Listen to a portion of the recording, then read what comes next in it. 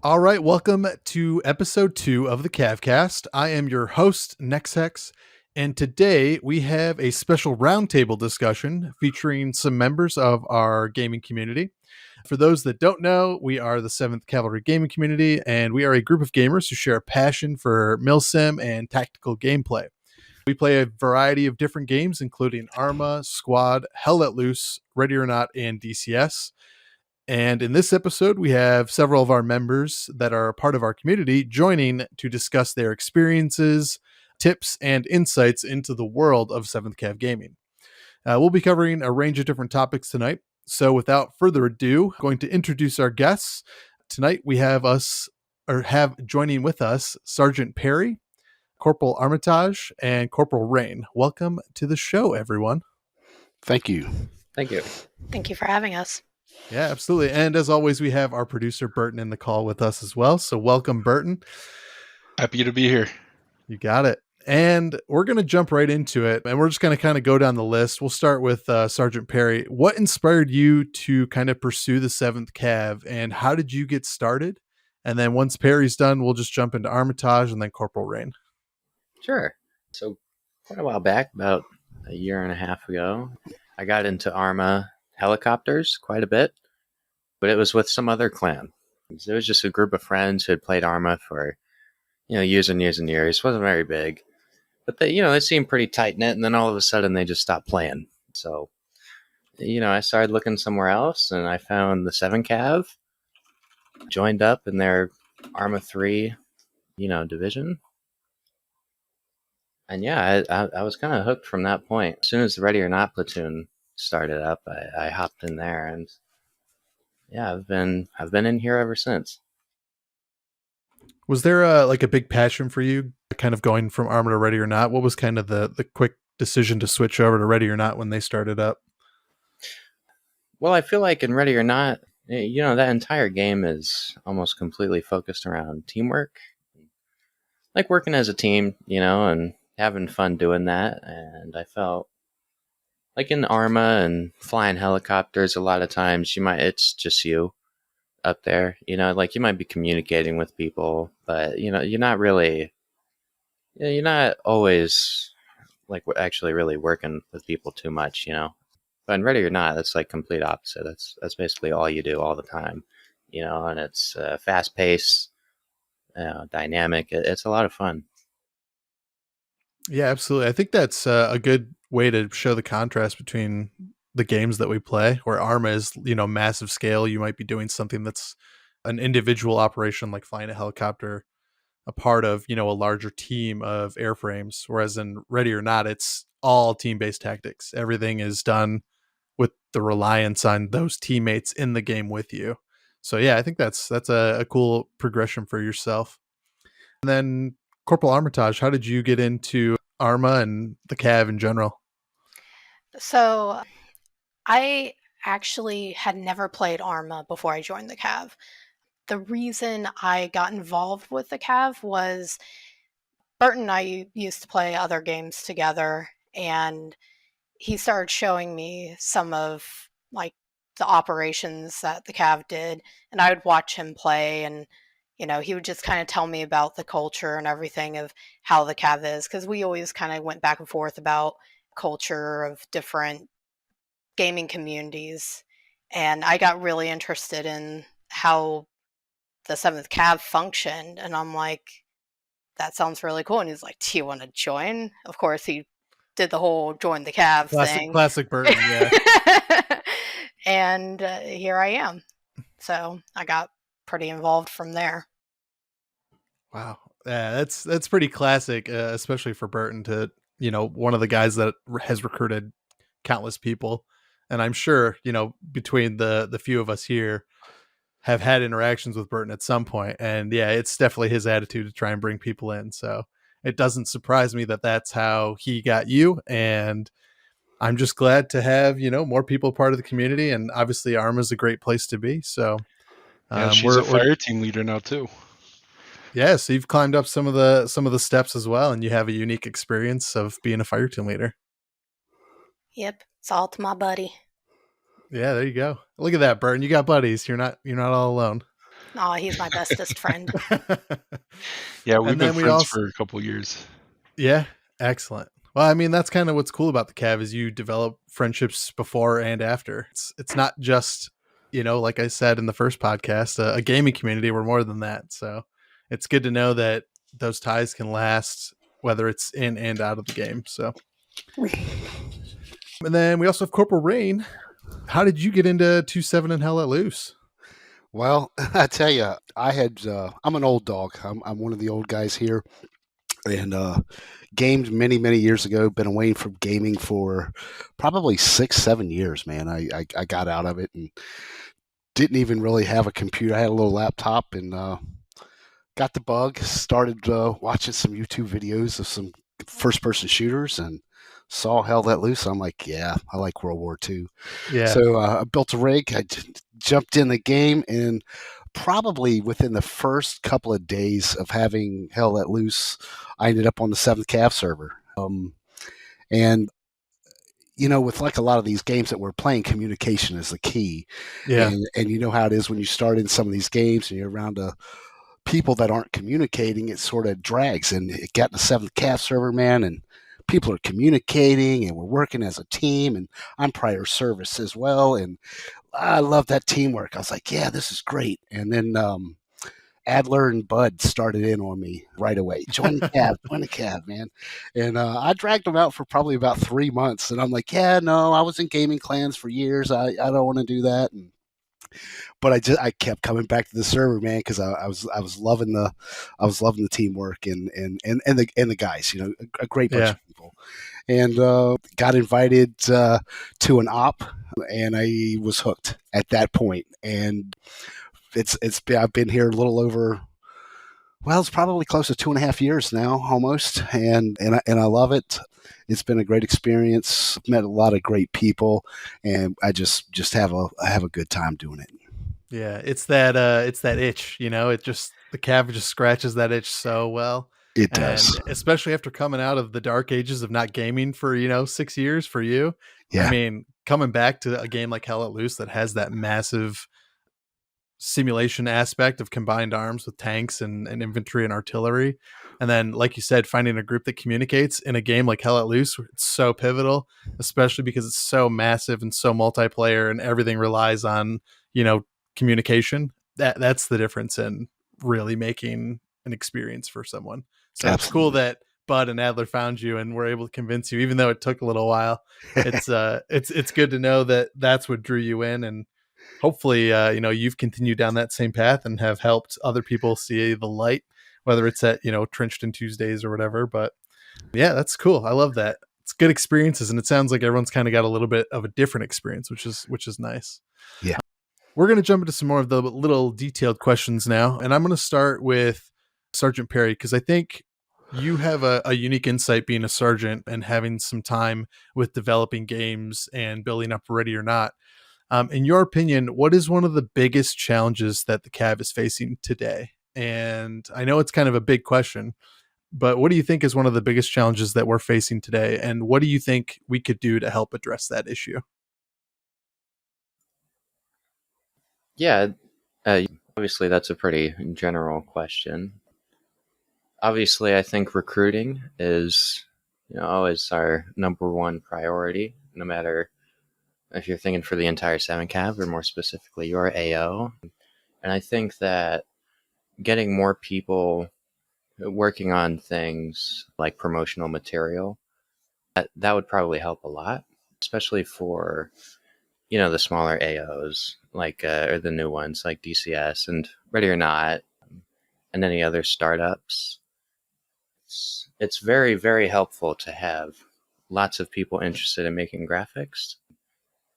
At the moment, we're kind of hurting in that department, so I'll just shout out, if you're in any way graphically talented, you know how to use some graphic software, I would encourage you to join the S5 graphics department, help them out. If you want to edit videos, they got the S5 film department. They could use some help as well. Yeah, I mean, I think that's something that we could all work together on right now to really improve what we got going on. Just really focus on recruiting and that promotional material.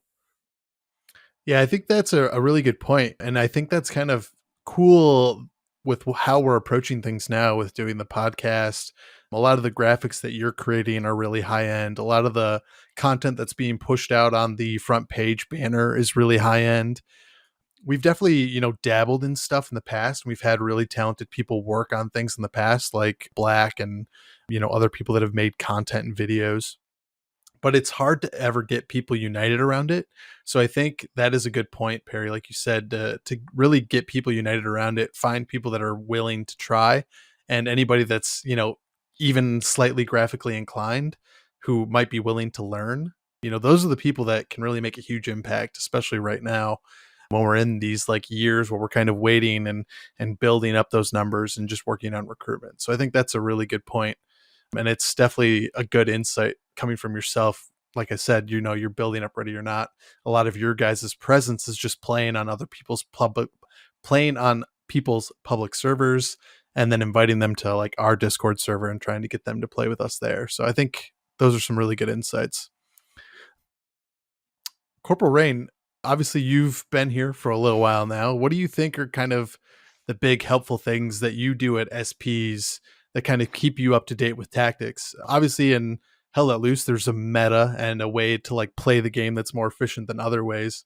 So what are kind of like the things that you guys learn and helpful things that you do at your SPs that keep you guys in the know with those tactics? Yeah, it's a collaboration. I think that's really the core of it. We have so many talented people that whether tactically or motivational, and everybody's open to listen to suggestions and ideas, and we try to put that all together, right? And we analyze it, obviously, through your hot washes, but after discussions, what really worked here and this worked well, and then maybe we need to implement this and that, and it's really a collaboration of ideas, and we see what works, and what works we stick with it, right? And like myself, I go out and I watch competition matches in Hell Let Oh Loose, yeah. and pick things up there and bring it back to the table and go, hey, did you know about this and that? Oh no, what? Wow.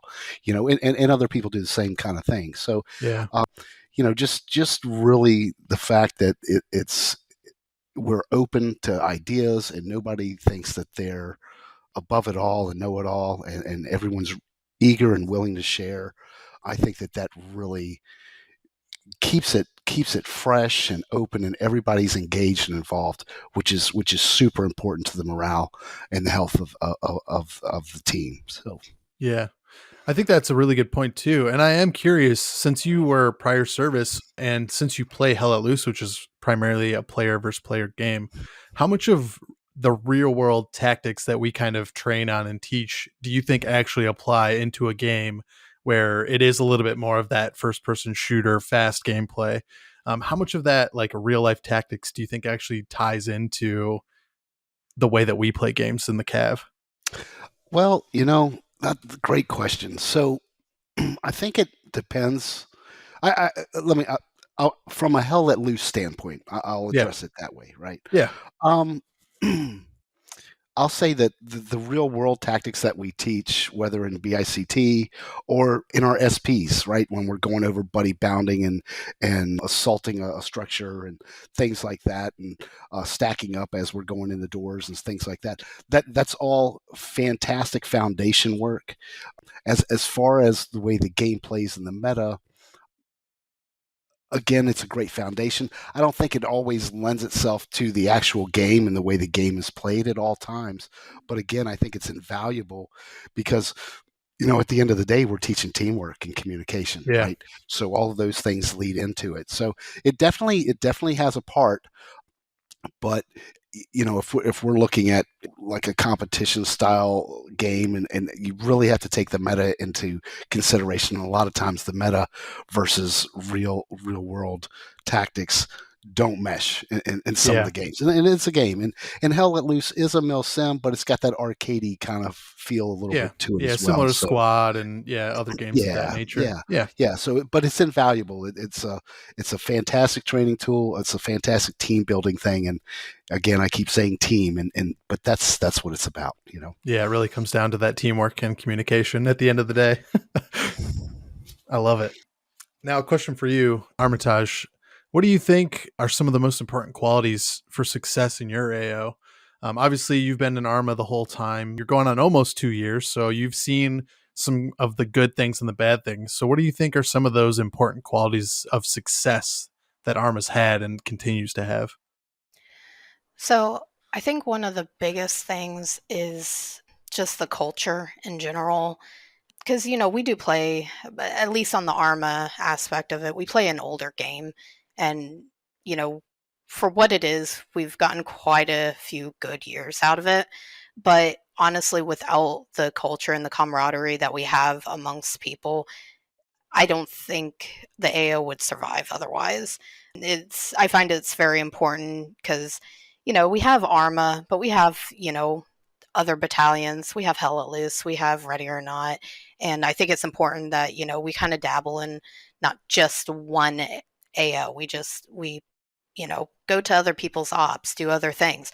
Even outside of, playing what we have in the 7th Cav, I get together with people all the time and play Among Us, or I have a few people that play the Isle with, and we just play a bunch of games. And I think that keeps our AO together, and it keeps it, fun, and it prevents us from burning out, being able to do something else other than just strictly the game that we signed up for, and just hanging out and, making friends. Because I know in Bravo Troop, we're always super silly, and we, post things very regularly. Mm-hmm. Like even on Fridays, someone always posts just that one little video of, I know Burton's going to laugh here in a second, today is Friday in California. We just do little random things like that, and it just keeps people going, keeps people up. Because, at the end of the day, we're a gaming community, and, we're here to have fun. Yeah, I think you absolutely nailed it. And I think that's what's cool about the entire Cav, right? Is the games that we support, whether it's, Ready or Not, Hell Let Loose, Arma, those are just vessels for you to be a part of our community. It's not like the only thing that you might do.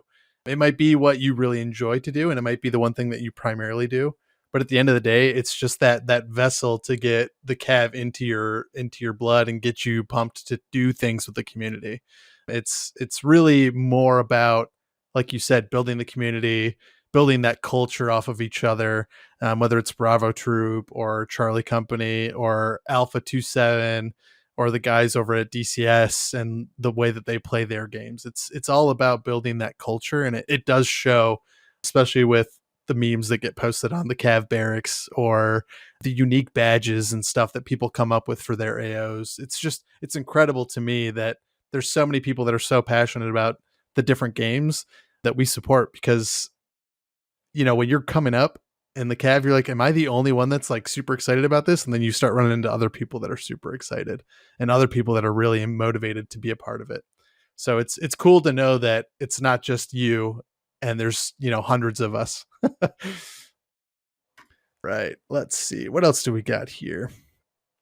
This is a good one for Perry, because I know what you've been working on, but can you tell us a little bit about a project or an initiative that you've been working on and that you're pretty proud of?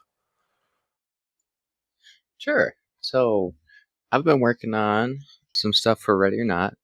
Obviously, that's, if you don't know, I'm the platoon sergeant for Ready or Not.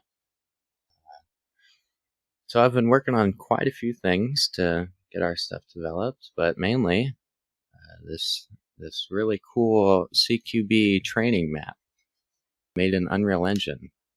It's not ready yet, but I plan on using that for all of the CQB Academy courses in the future. It's a specially designed modular pair of shoot houses with custom catwalks and decorative items. It's got a bunch of like little hidden Easter eggs from our platoon.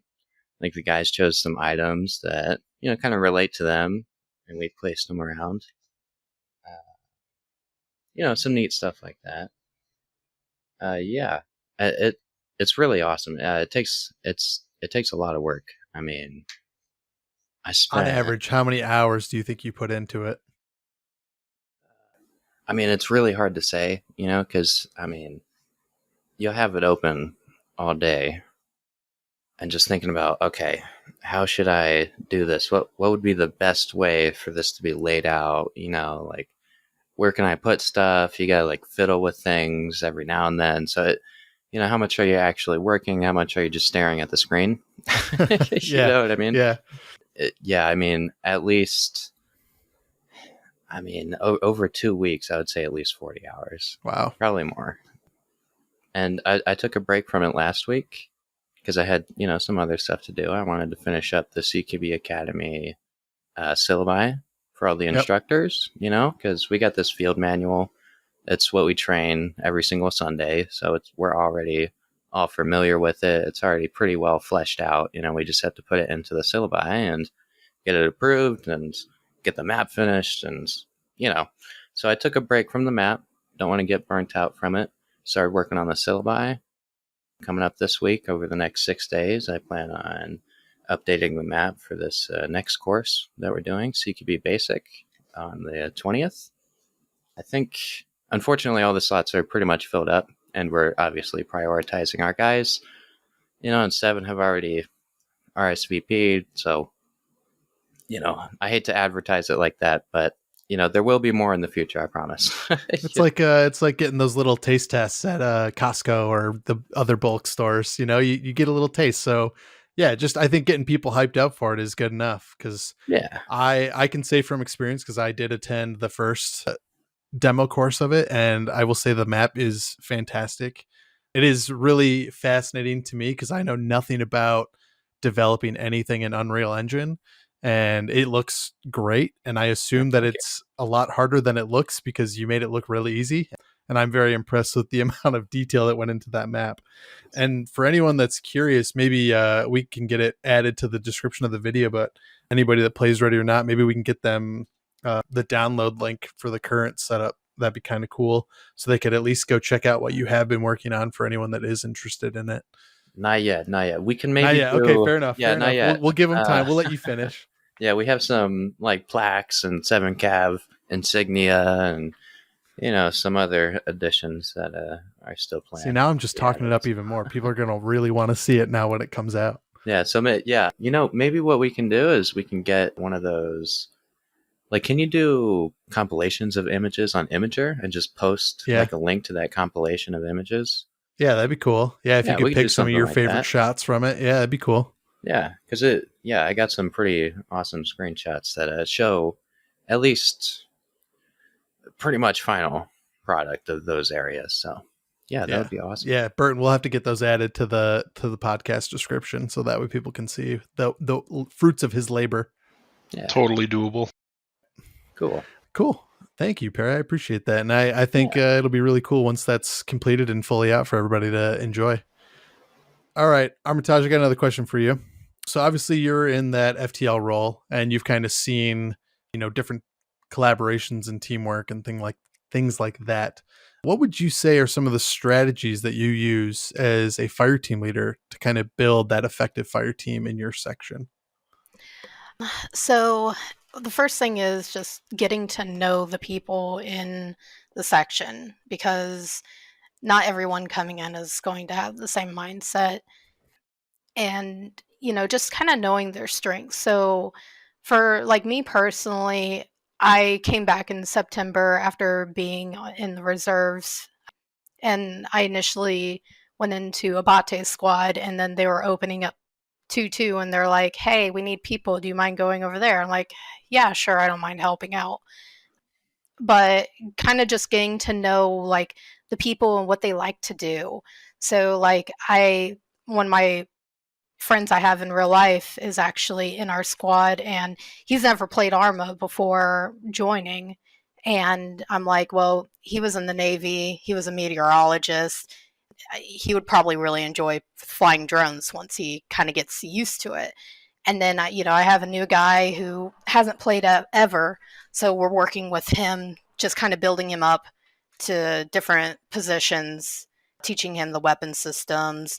And then Santoya was in our group, so he's recently become ASL elsewhere, and he got really involved with being the FO, so we had to work through trying to figure out what would be the best role for him. Just like kind of just getting to know people, as I said, and getting to know what their strengths are, but also finding a way to constructively critique them as well.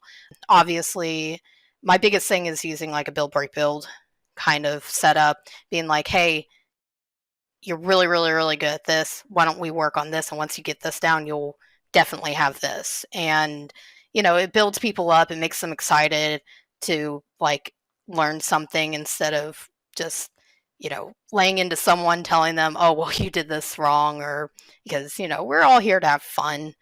But, we want to get better at what we do. And the better we get at it, the more fun we're going to ultimately have. And, it's hard to give critique and build teams without giving critique, but no one likes to be critiqued, obviously. But it's a good strategy, like you said. It's kind of like every rose has its thorn, right? So even though they might have this thing that's really great, you still want to be able to give them some critiques and help them improve. So I think that's a really, really good insight into that. And it is something that's unique in the Cav, where like, yes, you have that 1 hour commitment, but we do so much other stuff outside of that kind of builds people up and helps people find those strengths and those weaknesses.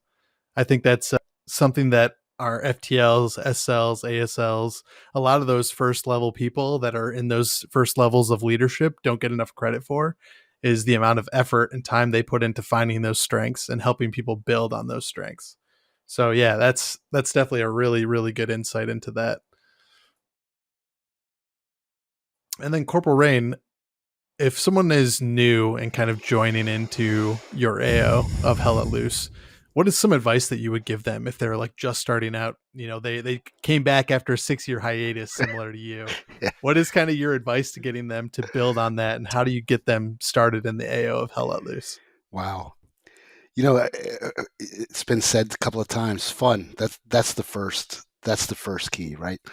They've got to try to have fun, because there's a lot when you first come into the 7th Cav. There's a lot to learn. We have all these classes, and we've got all these regs and these processes and things like that. And I think sometimes some of the guys feel a little overwhelmed. And I just try to tell them to have fun, and the learning will come the more you play. And I encourage it, and as well as my squad leads and everything, we encourage everyone to take every class that you possibly can and participate in all of the events, right? The SPs, obviously, and then the ops and our trenched in Tuesdays and things like that, just to try to be involved and have a good time. And we support each other, right? Somebody's getting down and they're struggling with a task or a weapon system or whatever. We try to team them up with someone who's got that experience in that, and just mentor them so that they end up ultimately becoming more familiar with it and having fun. And that's the main thing. Have the fun, and enjoy the people, and just be a part. I got a follow-up question for you. So those people, you kind of said, you pushed back on the recruitment for a couple months. What was the thing that ultimately made you decide, well, okay, I'm going to do it? Partly their persistence and the realization that I was having fun with them. And then that operation that we did, that had that checked off a lot of boxes for me. It was competition, but it wasn't competition, right?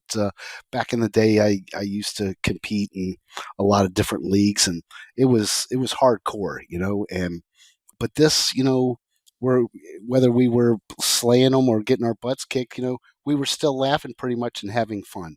Yeah. And then there was I believe there was a historical side to it as well. And I'm a World War II historical buff too, so that checked that box. So yeah, it was the teamwork and the camaraderie that was really the thing, and there was no pressure, and Yeah. that was huge. Yeah, that does make a huge difference. I mean, it's unique to have that competitive side, but also have it be an enjoyable competition. It's almost like an intramural, like beer league. You know, it's you want to be competitive, you want to have a good time, but at the end of the day, everyone's going to get beers at the end of it and have, you know, those fun conversations and talk about those exciting moments that happened, whether you won or lost. So yeah, I think that's a really cool insight into the culture of 2-7 and the way that you guys kind of approach things. All right. So with that, I'm going to ask everybody, and we'll go down the list, but how do you guys kind of see your role evolving in the future? And what kind of skills or knowledge do you think are going to help you out the most in that success over the coming years? And I don't care who goes first. Anybody can start. Could ask a clarification. Do you mean Yeah. role as in like our billet role, or? Yeah, sure. Billet role, whether it's or maybe it's your secondary roles. It just kind of where do you want to see yourself and you as a person in the Cav in the future? Gotcha. I mean, for myself, to be honest, I mean, I really like where I'm at. I mean, yeah, I got a great group of friends. We all hold each other accountable for the most part.